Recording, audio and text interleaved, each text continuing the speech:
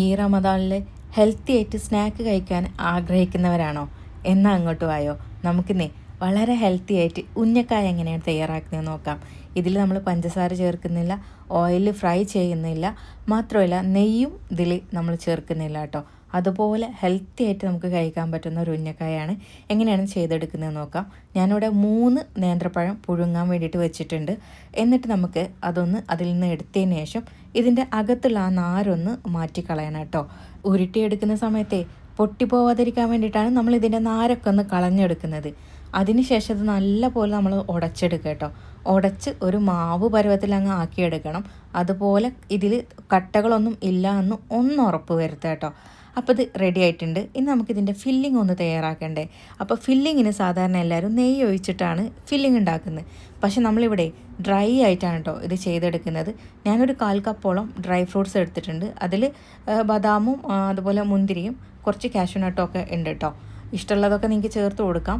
അതിനുശേഷം ഞാൻ അതിലേക്ക് ഒരു 3/4 കപ്പ് തേങ്ങ ചിരവിയത് ചേർത്ത് കൊടുക്കുന്നുണ്ട്. ഇതിലിപ്പം കുറച്ചധികം തേങ്ങയുണ്ട്, അത് നിങ്ങൾ നോക്കണ്ട, ഞാനിത് മാറ്റി വെക്കും കേട്ടോ. ഇനി നമുക്കിതിലേക്ക് പഞ്ചസാരക്ക് പകരം മോങ് ഫ്രൂട്ടിൻ്റെ മധുരമാണ് ചേർത്ത് കൊടുക്കുന്നത്. ഞാനത് 1 ടേബിൾ സ്പൂണോളം ചേർത്ത് കൊടുക്കുന്നുണ്ട്. അത് നമ്മുടെ ഇഷ്ടത്തിനനുസരിച്ച് മധുരത്തിനനുസരിച്ചൊക്കെ ചേർത്ത് കൊടുക്കാം കേട്ടോ. പിന്നെ ഇതിലേക്ക് ഒരു 1/4 ടീസ്പൂണോളം ഏലക്കാപ്പൊടി ചേർത്ത് കൊടുക്കാം. ഇത് നന്നായിട്ടൊന്ന് വറുത്തെടുക്കണം. ഡ്രൈ ആയിട്ടാണ് വറുക്കുന്നത്, അപ്പോൾ ഒരുപാട് ഇട്ട് വറുക്കേണ്ട ആവശ്യമൊന്നുമില്ല കേട്ടോ. ഇതിൽ ആ വെള്ളമയം അങ്ങ് പോയി കിട്ടിയാൽ മാത്രം മതി. ഇനി നമുക്കിതൊന്ന് ഉരുട്ടിയെടുക്കണ്ടേ. അപ്പോൾ നമ്മൾ റെഡിയാക്കി വെച്ചിട്ടുണ്ടായിരുന്ന ആ ഒരു പഴമില്ലേ, ആ കൂട്ടിൽ നിന്ന് ഒരു ഉരുള നമ്മൾ എടുക്കാം. എന്നിട്ട് കയ്യിൽ കുറച്ചൊന്ന് എണ്ണ തടവിക്കോളൂ, അല്ലെങ്കിൽ ഒട്ടാനുള്ള ചാൻസ് കൂടുതലാണ്. അല്ലാണ്ട് ചെയ്യുന്നവർക്ക് അങ്ങനെ ചെയ്യാം കേട്ടോ. എന്നിട്ട് നമുക്കിതിൽ നിന്ന് കുറച്ച് ഫില്ലിങ് ഇതിൻ്റെ അകത്തേക്ക് അങ്ങ് വെച്ച് കൊടുക്കാം. ഇനി നമുക്കിത് പൊട്ടാതെ റോൾ ചെയ്തെടുക്കണം. ഇതിൻ്റെ ഫില്ലിങ് പുറത്തേക്ക് വരികയും ചെയ്യരുത്. ആ രീതിയിൽ നമ്മൾ ഇതൊന്ന് കവർ ചെയ്തെടുക്കുക. എന്നിട്ട് കൈയിൻ്റെ അകത്ത് വെച്ചിട്ട് ഇതുപോലെ അങ്ങ് ഉരുട്ടിയെടുക്കുക കേട്ടോ. ഈ ഒരു ഷേപ്പിനായിരിക്കാം ഉന്നക്കായ എന്നുള്ള ഇത് വന്നത് കേട്ടോ. കാരണം പണ്ട് ഉന്നം എടുത്തിട്ടുണ്ടായിരുന്ന കായ ഉണ്ടല്ലോ, അതിന് ഈ ഒരു ഷേപ്പായിരുന്നു. ഇപ്പം നിങ്ങൾക്ക് മനസ്സിലായിട്ടുണ്ടാവുമല്ലോ ഞാൻ പറഞ്ഞ കായ ഏതാണെന്ന്. അതുകൊണ്ട് ഇതിന് ഉന്നക്കായ എന്ന് പേര് വന്നതായിരിക്കാം, എനിക്ക് ഉറപ്പില്ല. ഇതിന് എന്താണ് ശരിക്കും ഇങ്ങനെ വരാനുള്ള കാരണം എന്നറിയുന്നവർ ഒന്ന് കമൻറ്റ് ചെയ്യാം കേട്ടോ. ഇനി നമ്മളിതേ ഫ്രൈ ചെയ്തെടുക്കുന്നത് ഇതുപോലെ ഒരു നോൺ സ്റ്റിക്ക് പാനിൽ ഒട്ടും എണ്ണയൊന്നും ചേർക്കാണ്ട് ഇതുപോലെ തിരിച്ചു മറിച്ചിട്ടിട്ടാണ് ഫ്രൈ ചെയ്തെടുക്കുന്നത് കേട്ടോ.